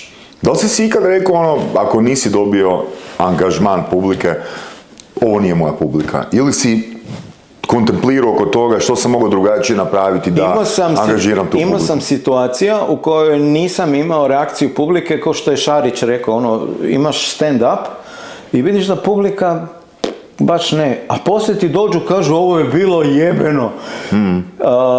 Naučio sam da postoji faktor šoka. Ti ljudima nešto ispričaš što si radio i oni ostanu šokirani. Ne mogu uopće se identificirati s tim, dođe jebote, pa kako se sjetio, zašto se ja nisam sjetio, to isto nešto. Osupneš ih i onda ostanu zamrznuti. Kad vidim tu zamrznutost, obično napravim pauzu i onda odemo malo ili na terasu, kako ja to zovem. To je za vrijeme Za vrijeme radionice, za vrijeme predavanja, ne mogu na konferenciji. Na konferenciji ne možeš, da? Ne mogu, ali na konferenciji gledam ljude koji su u publici i onda ono što mi je bitno, normalno da će neko imati mobitel i da će nešto morat scrollat, gledat, ali ako mi, ne znam, 20% dvorane to radi, ne valja nešto mijenjati. Tak, onda obično znam ubaciti neku psovku. Kad gledaš predavanje gdje stalno psujem i pričam prostačine, znaj da je publika scrollala po mobilu. Čim ja kažem đubrad, jebote, svi odmah. Dobar si. I po tome znaš da li je publika bila uključena ili ne. Fakat svaka čast, da. Ljudi reagiraju na psovku. Neki ok, neki baš ne ok, ali to je jedan od načina. Recimo Avinaš kojeg sam spominjao, on je imao predavanje u kojem su ljudi recke pravili koliko puta je rekao fuck. Dobro. I ako ispod 50 puta rekao fuck, nije bilo dobro predavanje. Ljudi su razočarani bili. Avinaš, samo si 43 puta rekao fuck danas. Da, ja ti recimo imam svoj model na predavanja, to ja nazivam pace and lead, znači vođenje publike do zagrijavanja. Gdje ti nakon sat vremena ili 45 minuta, zavisi kako procijenim, kažem a bemu ili k vragu. Dobro. Znaš, i testiram. A ako je odgovor neverbalni dobar, onda idemo na... idemo dalje. Idemo dalje. Ako nije, vraća se korak nazad, ne? Ili malo pusti da se ohlade, još nisu spremni. A ne znam, ono što sam primijetio, obično muška publika tolerantnije reagira na psovke nego ženska. I kad imam samo žene, onda budem pristojniji. Ali kad imam muških i ženskih, onda tako. Jer onda znam da žene se neće, kak bi rekao, ponašati uvrijeđeno, jer su dečki rekli Biće sad ona reći, ovo je jako bilo neugodno. Da, znači ti si, Miro, toliko, fakat, po mojim kriterijima, opet ćeš reći, nemoj me hvaliti ili što već, ali fakat si široka osoba. Ima jako puno tema s kojima je s tobom se može pričati na poprilično dubokoj razini. I tu ima i prezentacija, i te priče o AI-u, i fakat success storija u oglašavanju. Meni osobno su najbitnije teme, mislim, jako mi je interesantno priča oko AI-a i vratit ćemo se još malo na to, samo ako ne zamjeraš, da se još malo zadržimo oko prezentacija i recimo networkinga, jer stvarno te tu vidim ko nesvjesnog majstora. Nije naučeno, sigurno. Nije naučeno? Ne, ništa nije naučeno.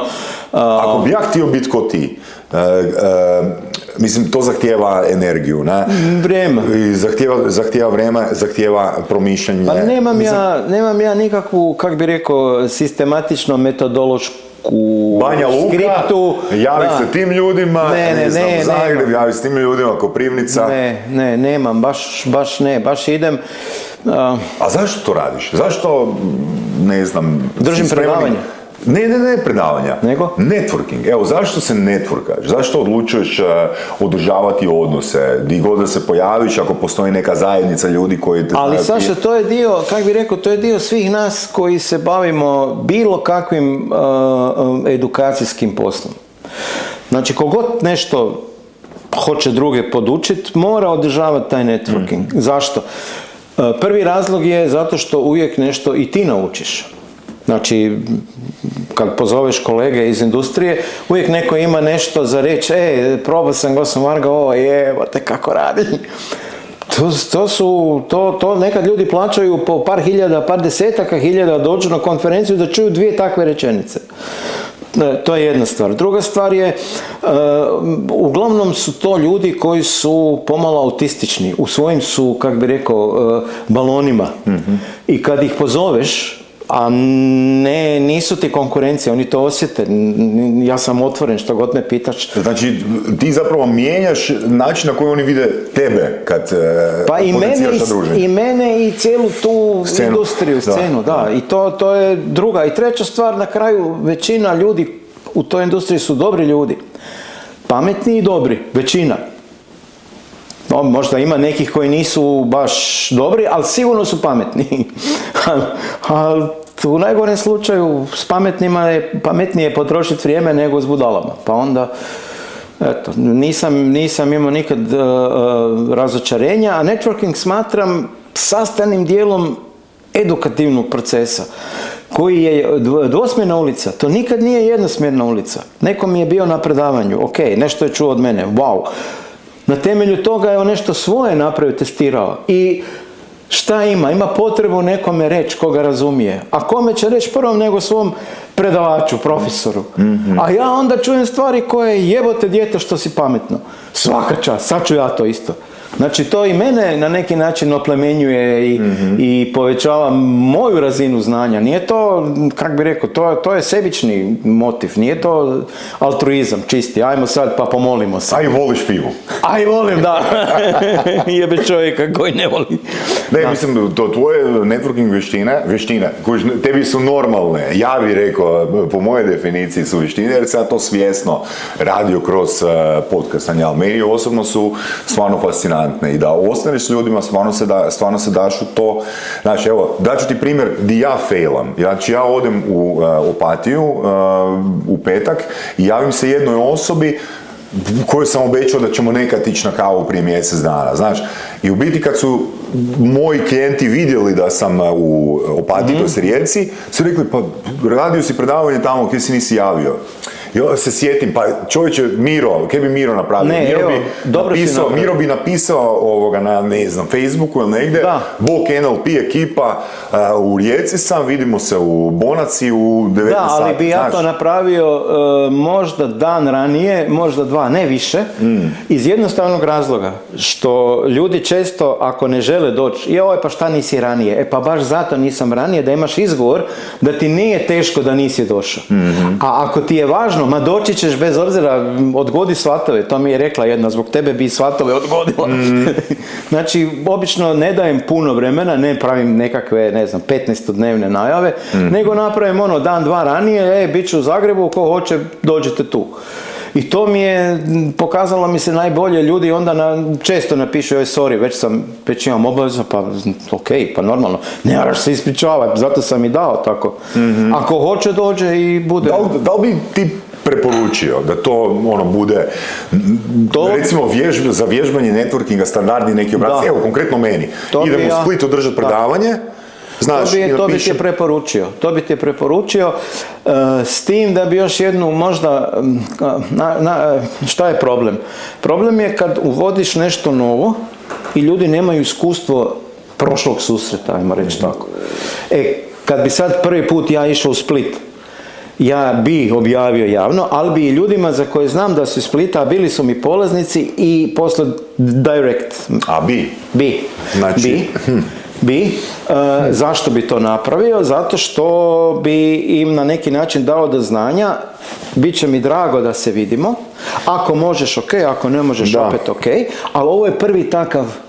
Da, jasno, da, to je malo ono... A kad bude drugi, treći ili peti, više ne moraš to raditi, jer će znati, bilo je dobro i još će povesti nekog. Jasno. Da, mislim, sad mi je ovo super feedback na recimo moje ponašanje, to sam napravio jedanput, prekasno sam javio, ali to bi si baš uveo ko proceduru da to radim stalno i ovo sa direktnom porukom. Mislim, ja sam toliko zahvalan NLP ekipi, jer kad smo mi radili prvi prodajni mindset event u Splitu 2022. godine, znači to kad uđeš unutra, to su bili, 80% je bilo mojih klijenata koji su došli i platili kartu zbog poštovanja, znaš. I on si razmišljam koliko puta sam bio u Splitu, a nisam javno. Da, ali gledaj, šta imam, recimo, to mi je sad organizatorica u Srbiji, ona je napravila WhatsApp, Viber, nemam pojma, grupu sa svim polaznicima koji su ikad bili kod mene. I kad god dolazim u Beograd, ona stavi u grupu, Varga dolazi tad i tad, bit ćemo u toj i toj birtiji, pa ko hoće pozvanje na prvu rundu, klasika, znaju svi šta to znači. I neka dođe jedan, neka dođe drugi, ali svi uvijek znaju da je neki događaj gdje sam tu. I to bi ja napravio. Ja bi napravio grupe u kojima su polaznici i javio bi im. Imam to, samo što su moje grupe generacijske, nisu lokacijske. Aha, nisu ukupne. Ali ja bi imao jednu, kak bi rekao, nadgrupu sa svima.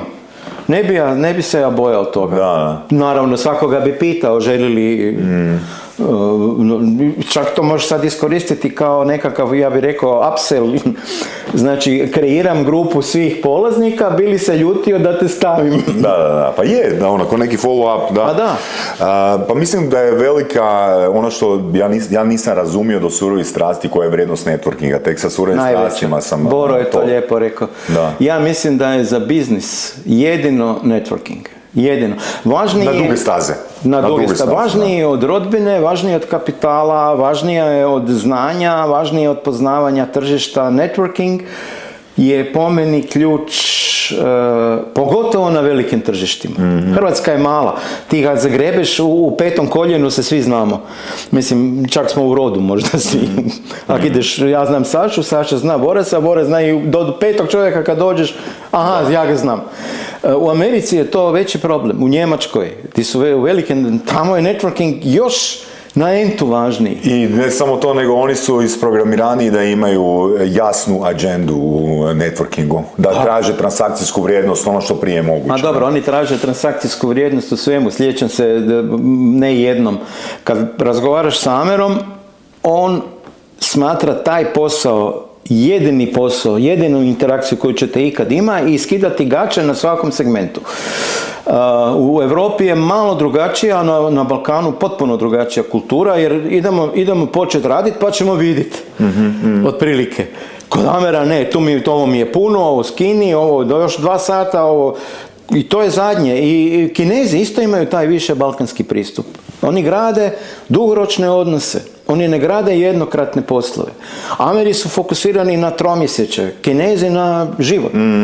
Valjda će mi vratiti u životu neka logika. Ima tu, to je ta karma, taj istočnjački pristup. I ja vjerujem u to stvarno. Ako si dobar s ljudima, prije ili kasnije će neko od tih ljudi biti dobar i prema tebi. Kako držati svoju riječ? U smislu da se nalazimo u Massachusettsu, dolazi Miro u Massachusetts, kaže prva runda je moja, svi u Massachusettsu znamo što znači prva runda je moja, to jest čak možda niti ne znamo, ali ok, nije bed, hoćemo još nešto popiti i svako će izvaditi nešto i ostavit će. Ja osobno, mogu ti reći od grupe do grupe, neke poštuju princip, prva je moja ili čak druga je moja, ja čak sa drugom, trećom znam povući da vidim kaj će se dogoditi, a neki su fakat ne želim da me častiš, meni je ovo bilo dovoljno vrijedno, evo ja ekipa ostavljam doprinos za sebe ili ima oni koji... Znači, kako zaštititi samog sebe da to ne ispadne u smislu da te povuče i veliče, ok, sve je na mene.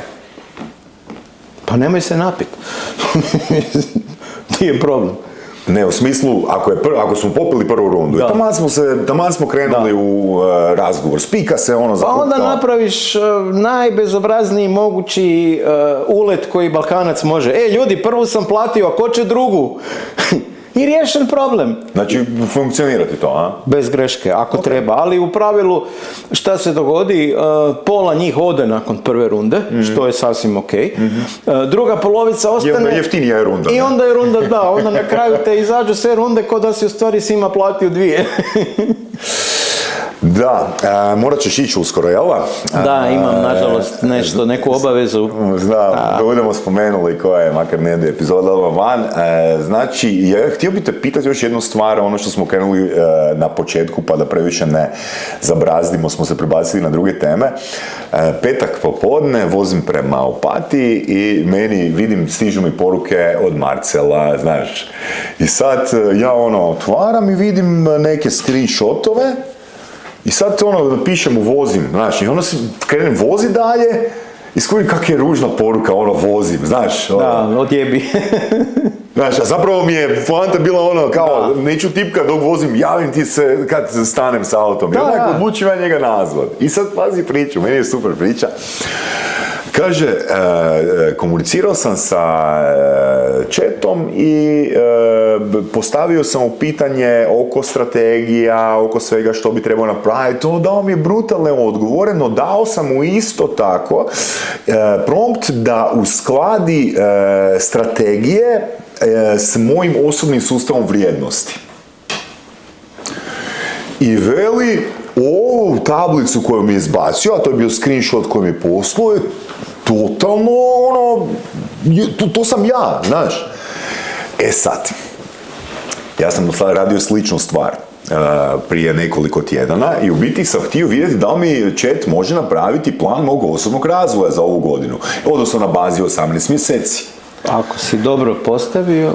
I ja sam ti počeo se igrat malo sa tim promptovima i postavljati pitanja, dakle, daj mi molim te napiši što bi, ne znam, osoba koja je kompletna, koja cijeli život radi na sobom, na kojim područjima je ta osoba razvijena. I sad ti ChatGPT meni izbaci, ovo je, ne znam, tih 10 točaka. I ja ti u biti postavim pitanje ChatGPT-u da li zna ko je Saša Tenodi. I kaže ja kažem, ok, daj sad molim te, chat mi analiziraj minuse Saše Tenodija po ovim... Jel me pratiš? Pratim, ali mislim da, evo, gledaj, sad... I sad ja kažem, moje predvidljivo, daj mi popis knjiga koja moram pročitati, da napumpam te ocjene znači, koje mi najslabije područje, znaš. I sad kje ti hoću reći, sad je to meni onak, ja mislim to trebalo nekoliko sati i ja ti... Vidim, on dosta afirmativno piše od mene, znaš, dostavi, mene tu krene kopkat, kako on može tako afirmativno pisat, znaš, ja ti kad postavim pitanje, čekaj, daj mi reci, otkud molim te povlačiš sve informacije, jel kužiš na što ciljam? Da, dobro. Znaš na što ciljam? Pa da, hoćeš vidjeti koliko su ti podcasti vrijedni. Ne, nego hoću vidjeti koliko su njegovi inputi, outputi relevantni. Jesu, sigurno. I sad pazi ovo. Za njega. Ali ja postavljam pitanje otkud povlačiš informacije, kaže sve vas, ne znam, foruma, bla, bla i tako dalje. I kažem, ok, u kojem postotku, da ti maksimalno skratim priču, ja kažem, da mi reci, je li uzimaš možda odgovore, jer formiraš odgovore prema i našoj komunikaciji? Da, 100%. I sad pazi da završi, ja kažem daj mi postotak, kao ne bi postotak, daj mi postotak, 50-50. Da ti kažem nešto i savjet svima koji će išta pitat ChatGPT, da što manje dobe zaprljane odgovore, uvijek nek počnu komunikaciju sa molim te, nemoj uzeti u obzir našu dosadašnju komunikaciju. To je prva rečenica. Top savjet, jer ja sam rekao Marcelu, stari, ovo ti si naučio ChatGPT kakve odgovore da ti daje. To je svoj odgovor, znači, prva stvar, sve što smo imali zaboravi i sad mi daj tup. Ali ono što ja radim, ja ti se igram. Znači, ja ti kažem ChatGPT-u, ajde molim te, odi vidi šta Perplexity piše o Varga Miroslavu, pa mi ti reci koliko je to točno po tebi. Znači, a Perplexity je oprosti? Perplexity je Appleov AI, Gemini je Googleov AI, ChatGPT je OpenAI, a Grok je X, odnosno Muskov AI. Znači, dajem jednom AI-u zadatak da drugog špionira. Top. To je isto zajebancija. A ako baš hoćete totalnu zajebanciju, onda sam uzeo recimo knjigu Postanka i rekao napiši mi crnački rap song na knjigu Postanka. Jel možeš odrepat? Joj, mogu ti poslati link. AI otvara jedno područje koje nikad ljudi nisu imali. Nikad. Ja recimo ne znam svirat, ali mogu komponirat, ne znam, dionice trubača u jazz obradi Oh and the Saints. Mogu raditi šta hoću. Toliko se otvorio prostor za ljude koji se ne boje ući u taj dio priča, ali s druge strane predstavlja i određenu prijetnju, neću reći opasnost, ali prijetnju da bi mogao postati opasan. Sad, ta prijetnja je strahovito veliki ograničavajući faktor u Europi, koja ne daje GDPR-u, to su sve europske izmišljotine. Ameri su malo blaži, ali Kinezi to ne jebu. Sve što veliča partiju nek ide. I u tom dijelu dobar komunikator u Kini, nebitno, jesi član partije, po definiciji si dobar komunikator, najbolji ever. Tako da moraš i tu jako biti oprezan sa svim podacima koje dobiješ od tog AI-a. On je uvijek zaprljan s nekakvim podacima, ograničenjima i nećeš dobiti iste podatke od Kineza, od Amerikanaca. Od Amerikanaca nije isto da li si pitao Apple, Microsoft ili Google. Ali neće dobiti ti niti iste odgovore nikad. U Hrvatskoj. Nećeš, naravno da nećeš. Neko će reći Varga je đubre, neko reći jebote što je super. I to je normalno, samo šta je problem? Problem je kad ti sve što si dobio uzmeš zdravo za gotovo i sad to je tako. I kad ti je rekao ovih 10 knjiga pročitaj, ta jebi ga, dok ti pročitaš tih 10 knjiga i skužiš zajebome, prošlo 2 mjeseca uzaludnog truda. Ali ja bi svakako uzeo, onda bi uzeo jednu od tih knjiga, uzeo bi na Amazonu PDF, pustio bi u Google, Gemini, ja to uvijek radim, koristim 2 ili 3. Pustio bi u Gemini i rekao daj mi sažetak u 10 točaka, ovaj PDF knjige. I kad bi vidio da sažetak ima smisla, onda bi išao čitati. To sam napravio više puta, a zadnji put kad sam to pokazivao, mislim da je to bio plan upravljanja okolišem jednog našeg nacionalnog parka. Dokument od 300 stranica. Daj mi u 10 točaka. I on mi da 10 točaka i gledaju ovi. Jebote, sve je točno napisano. A oni su to producirali tim od 10-ak ljudi i godinu dana piše plan upravljanja okolišem, zaštitom, rizikom, krizom. Jebote, ovo 10 točaka im to složi.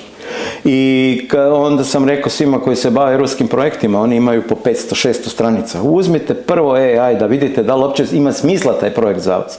Za koga je, koliko novaca, u kom roku i šta moram imati. Tih 5 odgovora nek ti da, a daj mu dokument od 5000 stranica i odmah ćeš znati je li je ili nije za tebe. Miro, znači moraš gibat, ja sam Miroslava Vargu zvao jer sam vidio da nastupa na marketing meetupu, dolazi pa da ga ne zovem, da dolazi samo zbog mene, makar Miro je takav networker da bi to napravio. Pa dobro, dogovorili sam iskoristio ovoga priliku da dođeš prije, bila mala gužva u prometu, ali dobro, mislim, imamo jako puno tema, stvarno je s tobom uvijek guš pričati. Ono što možda ljudi nisu vidjeli, inače Miroslav u puštenim situacijama zna biti edukativno provokativan, znači da te zna isprovocirati, da malo promijeniš svoju perspektivu, to mi je isto jako bitna tvoja kvaliteta. Prezenter, networker, fakat veliki stručnjak, ali prije svega student, učenik, koji me podsjeća na jedan vic koji sam čuo kad sam bio klinac, koji je imao tad drugačije značenje za mene i ako tebe stavimo, taj vic ima drugačije značenje. Kaže u 30. godini crnogorski student dođe do svog djeda i tate i kaže mislim da ću odustati od fakulteta, ne? A ova dvojica se pogledaju i stari kaže a dobro, tvoja odluka, ali djed ja ćemo nastaviti. Da, djed ja ostajemo.